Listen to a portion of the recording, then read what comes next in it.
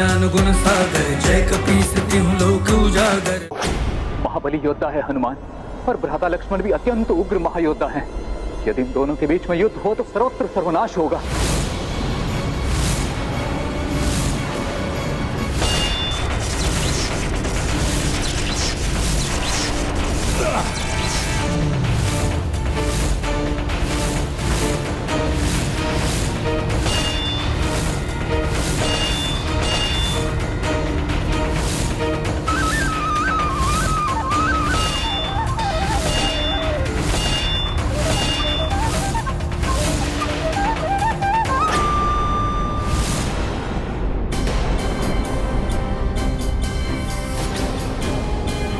माता की अवस्था को ध्यान में रखते हुए मुझे शीघ्र इस युद्ध को समाप्त करना होगा।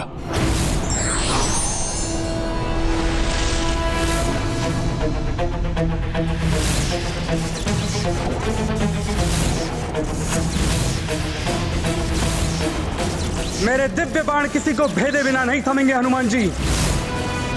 फिर वो आपका वज्र के समान शरीर हो या अन्य कोई लक्ष्य। मुझे ये ज्ञात कराने के लिए आपका धन्यवाद भ्राता लक्ष्मण।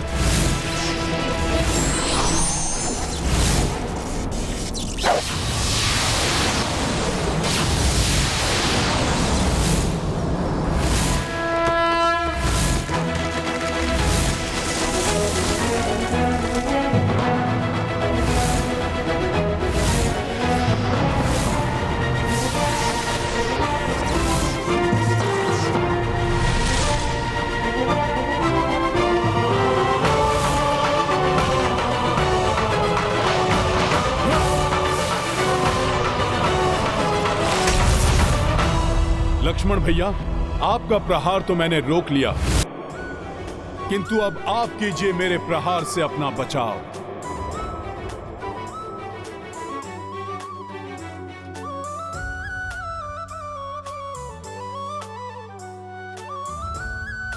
स्वामी, कैसा अनर्थकारी युद्ध है ये, जिसमें दोनों योद्धा श्री राम के लिए ही युद्धरत है। एक उनके वचन की रक्षा कर रहा है तो दूसरा उनके मन की। देवी, ऐसा धर्म युद्ध जब भी होता है तो धर्म को निजी संबंधों के उच्च स्थान पर रखकर भक्ति और धर्म की प्रतिष्ठा को बल और महिमा प्रदान करता है। किंतु किसका धर्म अधिक महत्वपूर्ण है, ये कैसे स्थापित होगा स्वामी?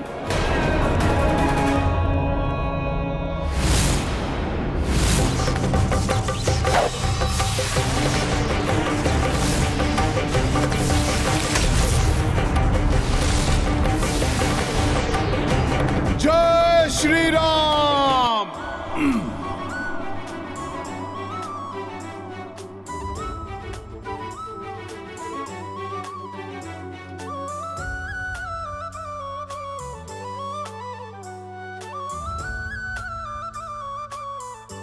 पुत्र हनुमान मेरे स्वामी के वचन के विरुद्ध जाकर भी उनके और मेरे सुख के प्रति ही निष्ठावान है, जिसके लिए वो कोई भी आघात सहने के लिए प्रस्तुत है। भैया, प्रतीत होता है कि यह भूकंपन तभी रुकेगा जब उन दोनों का युद्ध थमेगा। कोई ना कोई उपाय तो अवश्य होगा इस विध्वंसक महायुद्ध को रोकने का। एक उपाय है।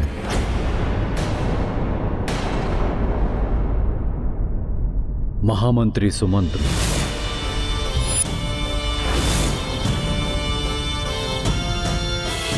जिनके परामर्श से आपका और आपके भ्राताओं का जन्म संभव हुआ, राजा रोम्पा द्वारा अपनी पुत्री शांता के दान से श्रृंगी ऋषि को पुत्र कामेष्ठी व्रत के लिए तैयार करने का सुझाव इन्होंने ही दिया था। हनुमान के पिता महाराज केसरी जी के घनिष्ठ मित्र हैं सुमंत्र, इसलिए हनुमान इनकी बात कभी नहीं टालेगा। मैंने महामंत्री सुमंत्र को यहां बुला लिया है।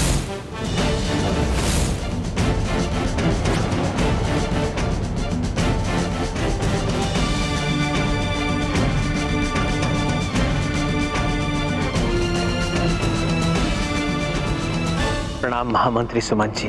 प्रणाम प्रभु। प्रणाम सुमंत्र जी। प्रणाम सुमंत्र जी। प्रणाम ऋषिवर। आज मैं आपको एक बहुत महत्वपूर्ण कार्य सौंप रहा हूं।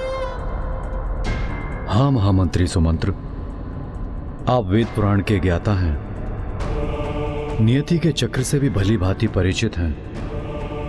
अब एक आप ही हैं जो अपने सहज ज्ञान से हनुमान और लक्ष्मण के युद्ध को रोक सकते हैं। महाराज, मैं इस अनिष्ट को रोकने के लिए हर संभव प्रयास करूंगा।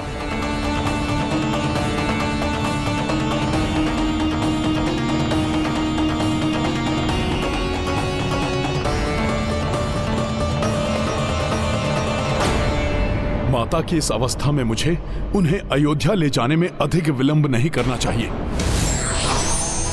वज्रास्त्र।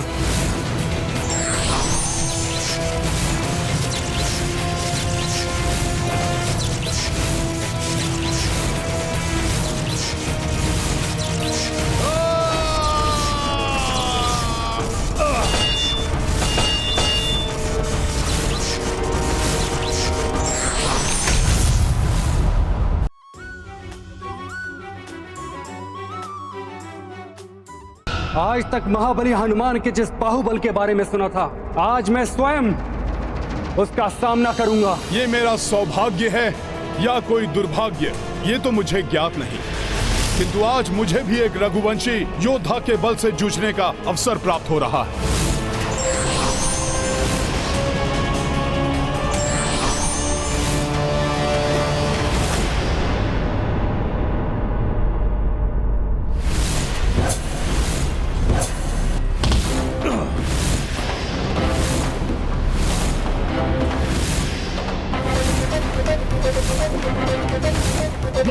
इस अनर्थ का कारण मैं ही हूँ। ना रावण मेरा हरण करता, ना ही स्वामी को ऐसा निर्णय लेने पर बाध्य होना पड़ता, किंतु मेरा दुर्भाग्य इन दोनों के अहित का कारण क्यों बने।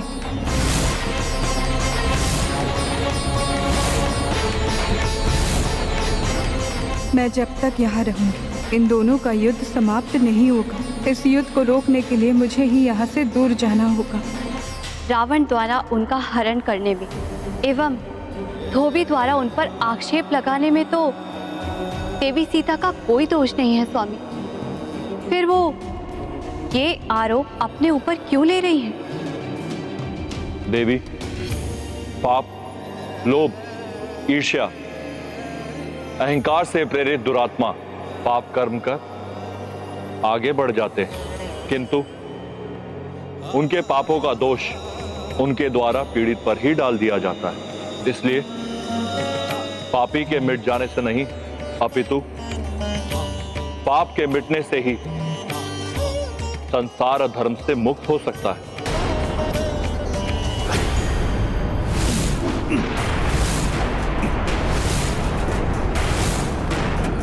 दोनों का ये युद्ध मेरे लिए असहनीय है, इसलिए अब मेरा इन दोनों से दूर जाना ही उचित है, क्योंकि मुझे ये कदापि स्वीकार नहीं कि मैं तुम्हारे और स्वामी के जीवन में दुविधा का कारण बनूं।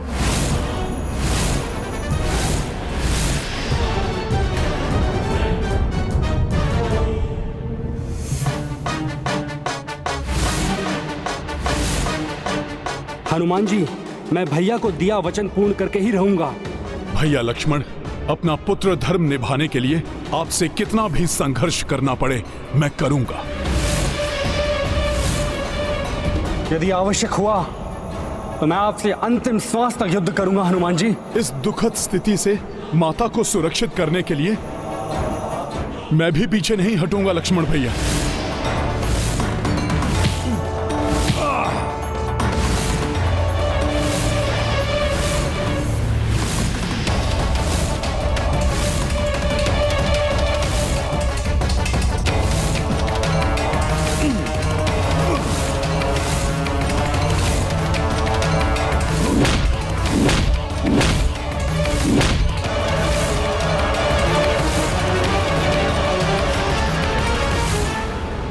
क्या हुआ हनुमान जी, आप रुक क्यों गए? युद्ध से मन भर गया क्या आपका? लक्ष्मण भैया, जब माता ही यहां पर नहीं है तो हम ये युद्ध किसके लिए कर रहे हैं?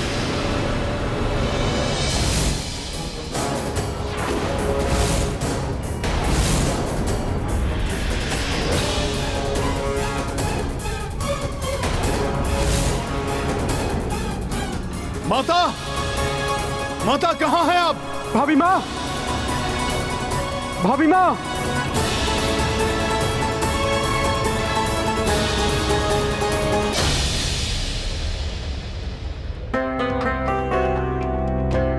माता के आभूषण? लक्ष्मण भैया, माता यही कहीं होंगी। हमें शीघ्र ही उन्हें ढूंढना होगा। भाभी हमें बिना बताए क्यों चले गई हनुमान जी? भैया लक्ष्मण, आप भी तो बिना वास्तविक कारण बताए उन्हें यहां पर ले आए थे, किंतु व्यर्थ के इस विमर्श में समय गवाए बिना हमें माता को ढूंढना चाहिए।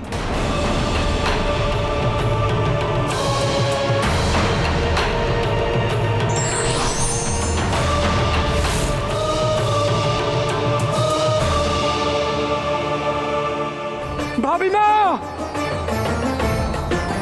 माता कहां है आप? भाभी माँ कहाँ हैं आप? भाभी माँ,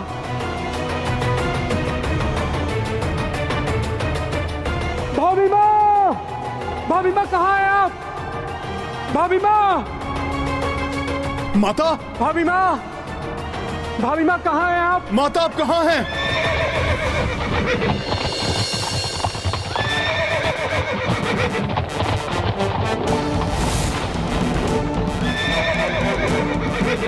सुमंत्र जी यहां?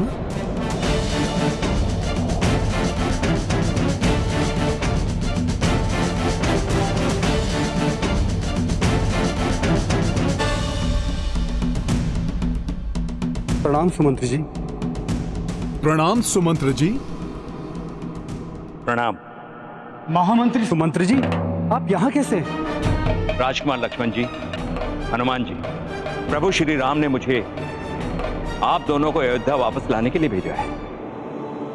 क्षमा कीजिए महामंत्री सुमंत्र जी, हमारा लौटना नहीं अपितु माता को ढूंढना अति आवश्यक है। इतने घने वन में वो एकाकी कहां होंगी? कहां जाएंगी माता?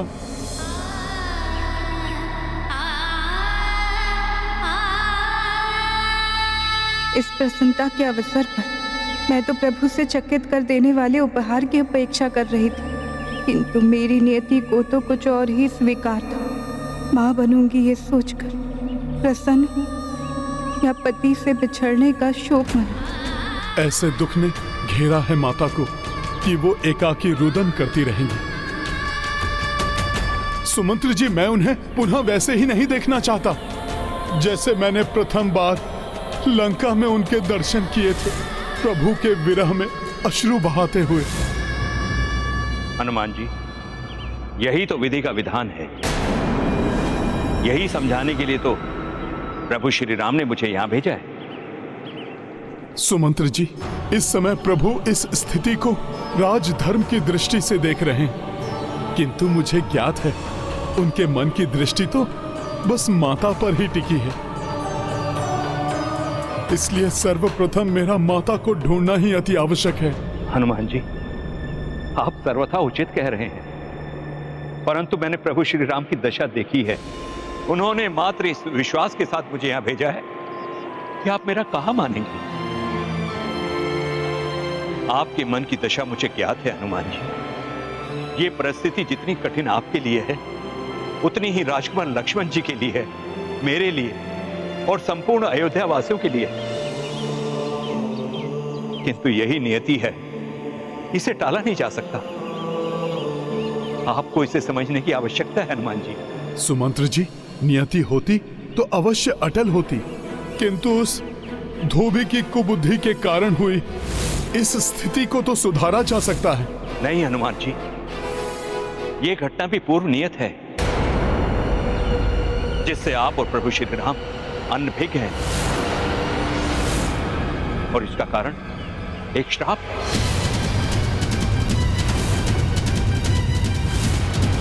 श्राप? किसका शाप और कैसा शाप? वो श्राप जो देव ऋषि नारद ने श्री हरि को दिया था। देवर्षि तो श्री हरि के अर्थात प्रभु श्री राम के भक्त हैं। भला वो ऐसा शाप कैसे दे सकते हैं जिससे प्रभु और माता सीता एक दूसरे से बिछड़ने पर विवश हो जाएं? मैं बताता हूं हनुमान जी। एक बार देवऋषि नारद को इस बात का अहंकार हो गया कि वो मोह माया के बंधनों से ऊपर उठ चुके हैं। जहां जाते थे बस इसी बात का बखान करते थे। देवर्षि, मोतियों की ये माला भेंट स्वरूप स्वीकार कीजिए। नारायण नारायण। देवराज, मोह माया का नारद के जीवन में कोई स्थान नहीं। अपना हार उसे दीजिए जिसे धन धान्य का लोभ हो। प्रणाम पिताश्री। देवर्षि की उपाधि उसे दीजिए जो उपाधि पाने का इच्छुक हो। मोह माया से तज चुका है ये नारद। नारायण नारायण। प्रभु कैलाश में अपने किसी ऐसे भक्त को स्थित करें जिसे उस स्थान की लालसा हो। सभी प्रकार की मोह माया छोड़ चुका है ये नारद। देवऋषि नारद के इस स्तंभ को सबने अनदेखा किया, किंतु अंततः यही भूल वो बैकुंठ में श्री हरि के समक्ष कर बैठे जो पूर्व से ही नारद जी के इस अहंकार को भांप चुके थे। नारायण नारायण। प्रभु, वैकुंठ के निकट जो दिव्य नगरी का निर्माण किया है वो तो अत्यंत भव्य है। प्रिय, मेरे विचार से उस दिव्य नगरी में भक्त नारद को ना प्रभु ना। नारद मोह माया के फेर में नहीं पड़ने वाला।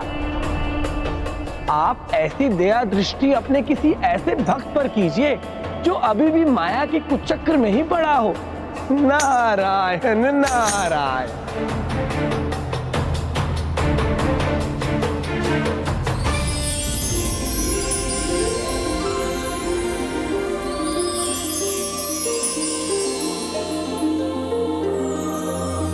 देवर्षि नारद, मैं आपके इस मोह माया रहित विचार से अत्यंत प्रभावित हूं, किंतु वैकुंठ से जाते समय उस नवीन दिव्य माया नगरी को देख उसके आकर्षण में मत पड़ जाइएगा। आप उसकी चिंता मत कीजिए प्रभु। नारद को अब कुछ नहीं लुभा सकता, क्योंकि नारद तो मोह माया से बहुत ऊपर उठ चुके हैं। नारायण नारायण। सुमंत्र जी, फिर क्या हुआ? देवर्षि नारद के अहंकार ने उनके द्वारा दिए जाने वाले शाप का रूप कैसे ले लिया? वैकुंठ से जाते समय देवऋषि नारद के साथ जो कुछ भी हुआ ये उसी का परिणाम है। देवऋषि नारद को इस बात का विश्वास था कि नवीन नगरी पर उनकी दृष्टि भी नहीं पड़ेगी, किंतु वो तो उसी में प्रविष्ट कर गए। किसी भी अवस्था में मोहित नहीं होऊंगा मैं। इस नगरी को देखे बिना ही आगे बढ़ जाऊंगा। नारायण नारायण। इस नगरी की सुंदरता नहीं लुभा सकती मुझे। वैकुंठ से जाते समय उस नवीन दिव्य माया नगरी को देख उसके आकर्षण में मत पड़ जाइएगा। यदि एक दृष्टि इस नगरी पर पड़ भी गई तो मैं इससे मोहित थोड़ी ना हो जाऊंगा। मोह माया से तो कितना ऊपर हूं मैं।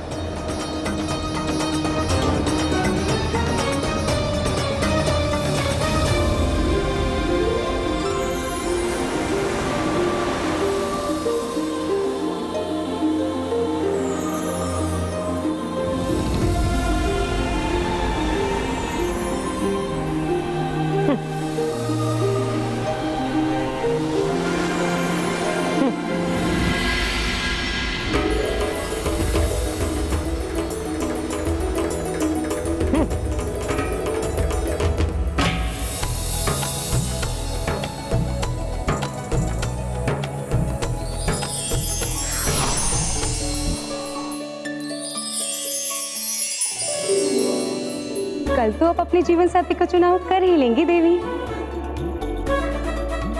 कौन है ये? मोह माया नहीं, उत्सुकता मात्र है ये। राजकुमारी जी, कुछ सोचा है आपने कि कल स्वयंवर में आप किसे चुनेंगी?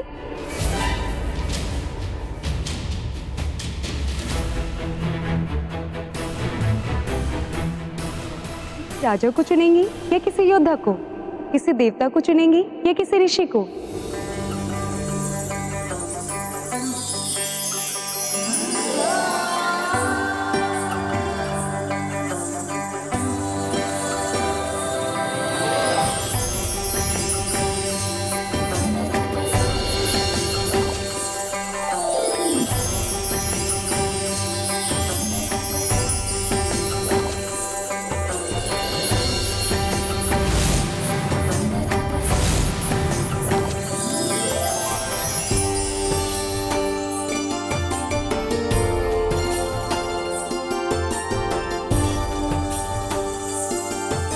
विश्व मोहिनी तो उन्हें ही चुनेंगी जो प्रभु श्री हरि जैसे होंगे, जिनका मुख श्री हरि जैसा होगा, जिनका रूप श्री हरि जैसा होगा।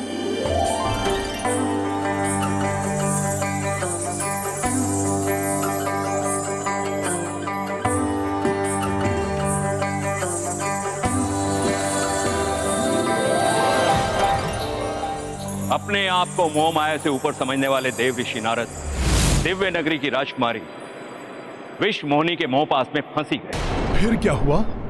सुंदर राजकुमारी के मोह में आए हुए नारद जी ने राजकुमारी विश्व मोहिनी से विवाह रचाने के विचार से उसके स्वयंवर में जाने का निर्णय ले ही लिया।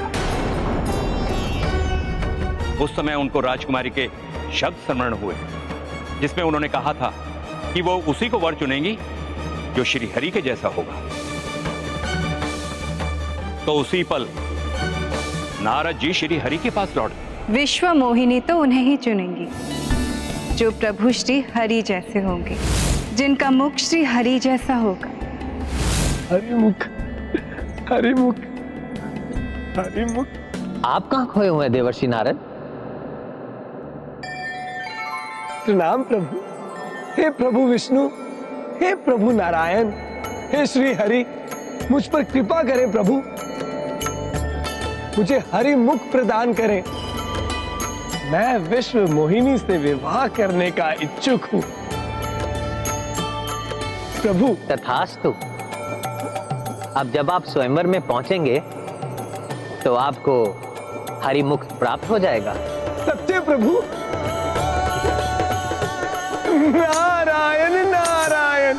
जब प्रभु श्री हरि ने उन्हें हरिमुख देने का वरदान दे ही दिया तो फिर नारद जी ने उन्हें शाप क्यों दिया? क्योंकि प्रभु के वरदान के पीछे एक प्रयोजन था नारद जी को सीख देने का। इसलिए वो वरदान वैसे फलित नहीं हुआ जैसा नारद जी ने सोचा था।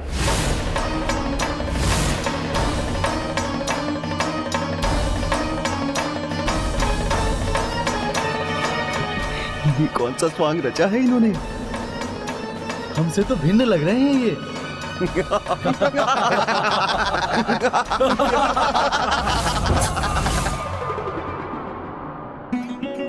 जब मुझे हरिमुख प्राप्त होने का वरदान प्राप्त है तो फिर किस बात की चिंता? नारायण नारायण। प्रतीत होता है इन सभी को मेरे हरिमुख को देखकर ईर्ष्या हो रही है, इसलिए ऐसे देख रहे हैं मुझे। वानर मुख क्यों था उनका? क्योंकि वानर के लिए दूसरा शब्द है श्री हरि। ये बात नारद जी वरदान मांगते समय भूल गए थे। तो राजकुमारी जब स्वयंवर के लिए पधारी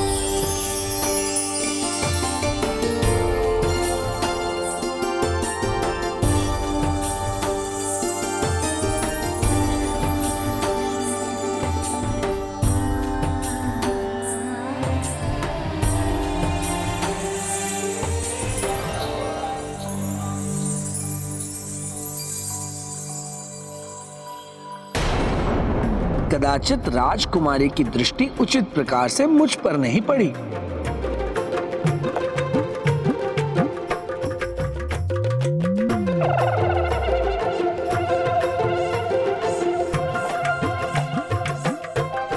राजकुमारी, आप एक बार अपनी दृष्टि को केंद्रित कर मुझे देखिए। मैं वैसा ही हूं जैसे वर की इच्छा आपने की है। आप मेरे हरिमुख का तिरस्कार कैसे कर सकती हैं? आपका तो मात्र मुख ही नहीं, समस्त क्रियाकलाप भी वानरों जैसे हैं। इस वानर को भीतर प्रवेश किसने करने दिया? हरिमुख अर्थात वानर मुख है इनका। हरि वानर।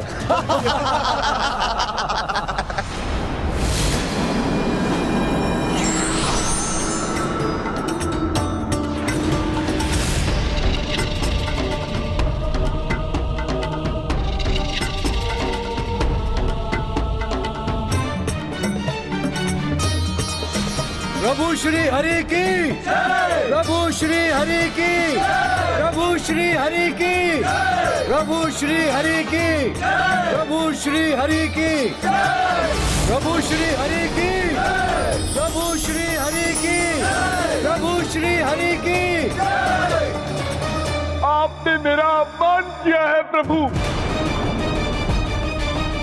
मैं आपको शाप देता हूं। आपके नर अवतार में, आपके प्रत्येक कार्य में आपको मुझ जैसे वानर की सहायता चाहिए होगी।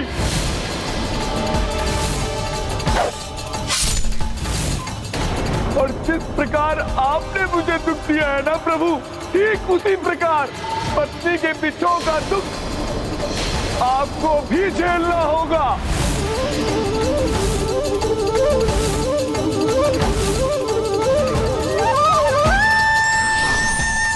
उसी श्राप के कारण आज माता सीता को प्रभु श्री राम से विलग होना पड़ रहा है। सुमंत्र जी, नियति है तो भी मैं माता को वन में एकाकी कैसे छोड़ सकता हूँ? हनुमान जी, नियति ने इस घटनाक्रम के साथ उस स्थान को भी नियत कर रखा है जहां माता सीता को शरण प्राप्त होगी। वहां अनेक ऋषि मुनियों के आश्रम हैं।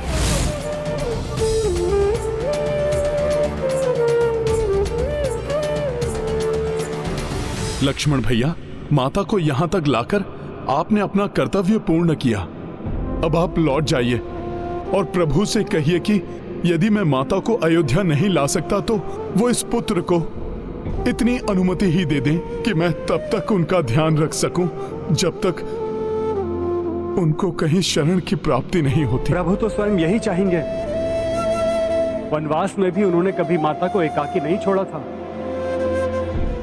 हम दोनों भ्राताओं में से सदैव कोई ना कोई उनके साथ अवश्य रहता था, सिवाय उस दिन के जब रावण ने छल से मुझे और भैया को माता से दूर कर दिया था।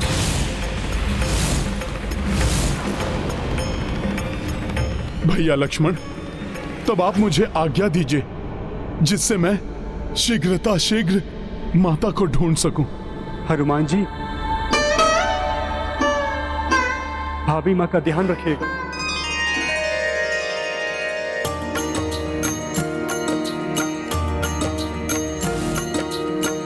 स्वयं श्यामा रूपा शक्ति,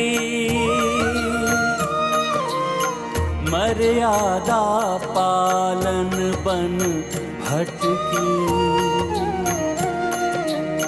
भावुक चित्त ढूंढे कपिराई, किंतु माता झलक न पाई। राम सिया राम जय हनुमान। जीव अरण्य दिशायित जाए, हनुमत मन संशय उपजाए। जानकी अब निद्रा को पाई, सिंह भुजंग निकट सब जाए। राम सिया राम जय हनुमान। राम सिया राम। माता आप कहाँ हैं? जय हनुमान। ये गाथा महाबली हनुमत की रुचिकर लीला। प्रतीत हो रहा है माता सीता कहीं निकट ही हैं।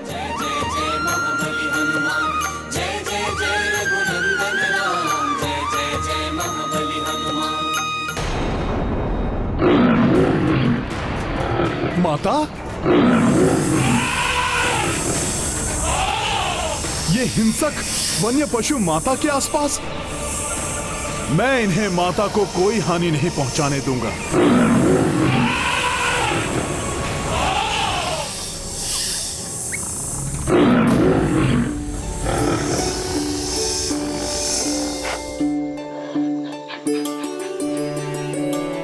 किंतु ये सब तो माता को कोई हानि पहुंचा ही नहीं रहे हैं।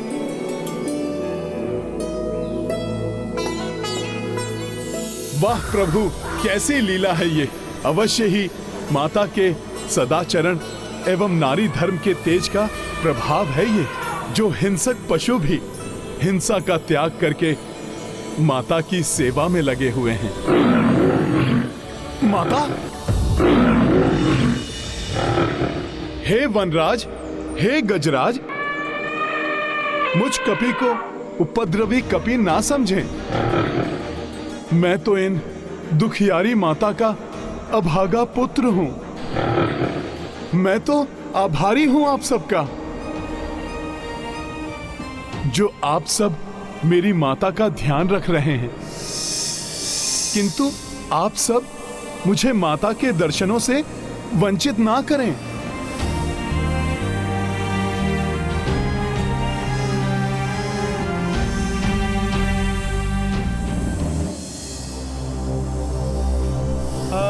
माता,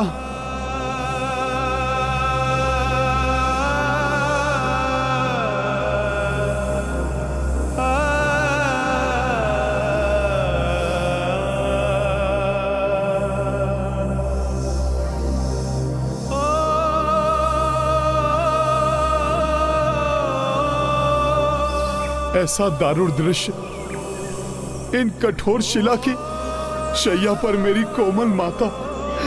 हे ईश्वर, अपनी माता को इस प्रकार नहीं देख सकता ये पुत्र। हे भूदेवी, माता सीता तो आपकी पुत्री हैं। हे वनदेवी, माता भूमिजा होने के कारण बहन है आपकी। माता की सहायता कीजिए। इन कठोर परिस्थितियों में इन्हें सुख की कुछ छांव दीजिए।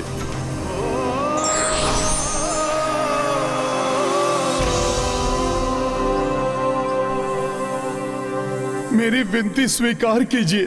मेरी माता के कष्ट कम कर दीजिए माता।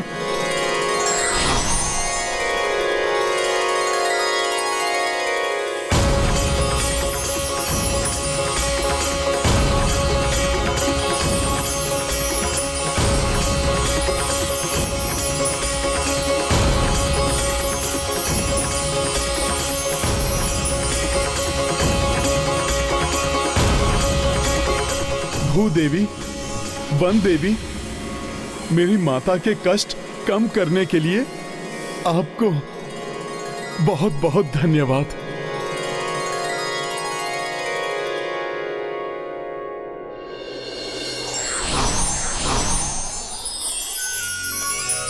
प्रकृति के इस सुंदर परिवर्तित वातावरण में जब तक माता विश्राम कर रही हैं, तब तक मैं माता के भोजन के लिए फल आदि और पीने के लिए जल की व्यवस्था कर देता हूं।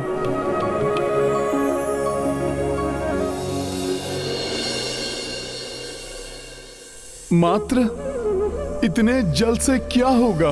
वन में चल चलकर माता के चरण भी क्लांत हो गए होंगे। माता के चरण पखारने के लिए भी तो और जल लाना होगा।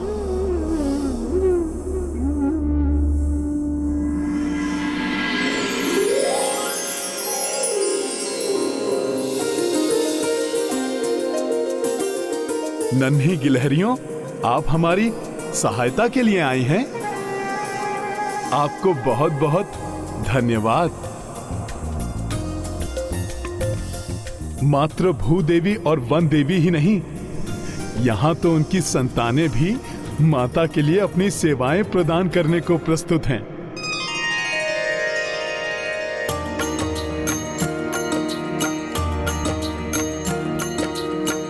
माता की सेवा के लाई तत्पर वन्य जीव कपिराई, सब हुसिया सेवा महाव्यस्ता, मिलजुल के करी भोजन व्यवस्था।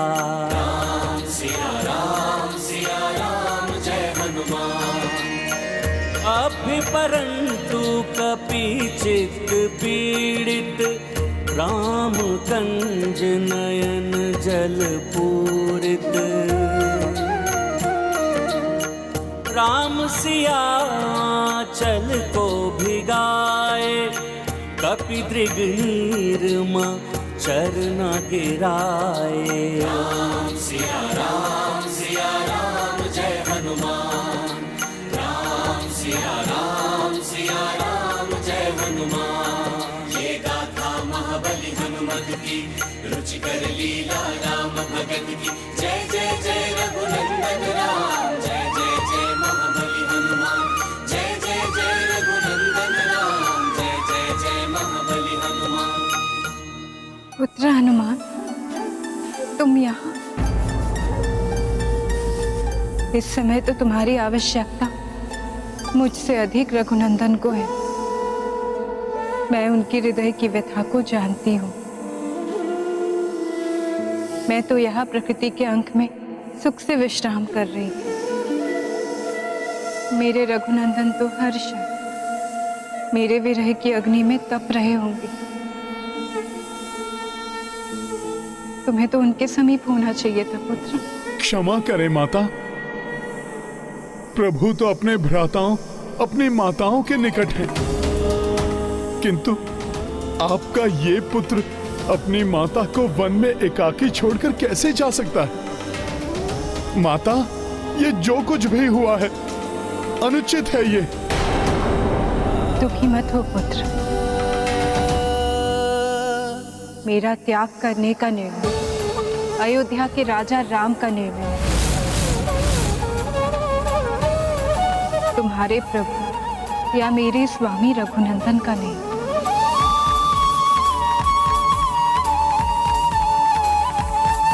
इस सत्य के बारे में तो तुम भी जानते हो पुत्र। किंतु माता। हनुमान, रघुनंदन के कृत्य पर प्रश्न उठाने वाला कोई भी उनके कृत्य के सार को नहीं समझ सकता। अयोध्यापति रघुनंदन का कोई भी निर्णय सारहीन नहीं होता। प्रजा के कल्याण के लिए जो अपने जीवन के सबसे प्रिय का त्याग कर दे, उनकी मर्यादा पर कोई कैसे प्रश्न उठा सकता है? नहीं माता, नहीं। मुझ में इतना सामर्थ्य कहां जो मैं प्रभु के किसी भी निर्णय पर प्रश्न उठाऊं। माता, मेरा वश चले तो मैं प्रभु के सारे दुख स्वयं पर ले लूं, क्योंकि वो भी जानते हैं कि ये निर्णय अनुचित है। उचित एवं अनुचित की परिभाषा स्थिति, स्थान और निज धर्म के अनुसार परिवर्तित होती है पुत्र। स्मरण करो, लंका से लौटते समय रघुनंदन ने क्या कहा था?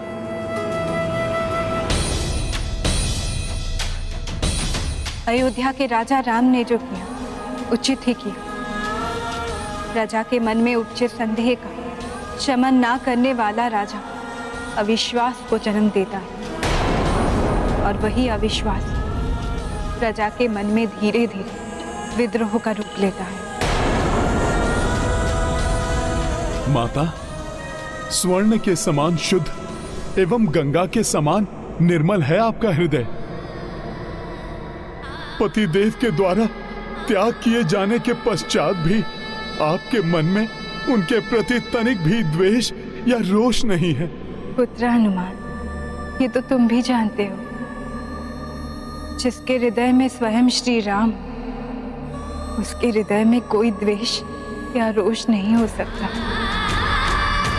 तेरे लिए तेरी प्रभु की इच्छा ही सबसे बड़ा सुख है। माता, आप अपना पति धर्म निभा रही हैं और प्रभु राजधर्म निभा रहे हैं, तो आप मुझे भी अपना पुत्र धर्म निभाने के लिए यहाँ आपके समीप रहकर आपकी सेवा करने की मुझे अनुमति दीजिए।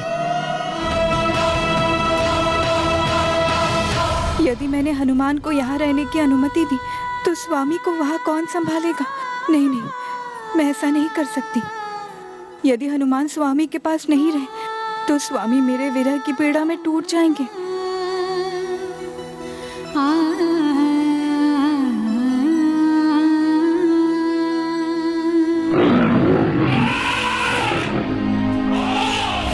दो कलियां अर्थात माता की कुक्षी में दो नन्हे पुष्प खिलने वाले हैं।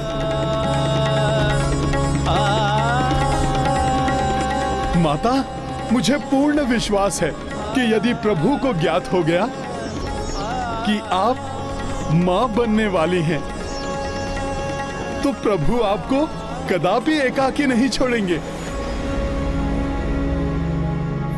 हनुमान ने कैसे जान लिया कि मुझे मां बनने का सौभाग्य मिला है?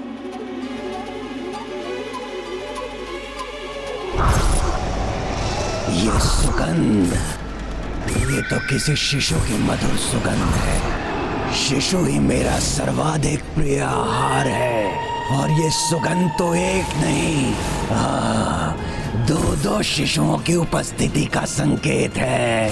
वो शिशु जो या तो जन्म ले चुके हैं या जन्म लेने वाले हैं।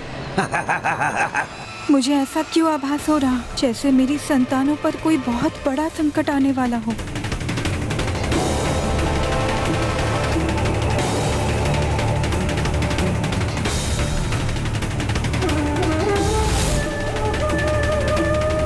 भाग्य तो ईश्वर द्वारा लिखा जाता है, किंतु उसे प्राप्त करने के लिए धर्म का अनुसरण और पुरुषार्थ करके ही सफलता प्राप्त की जा सकती है।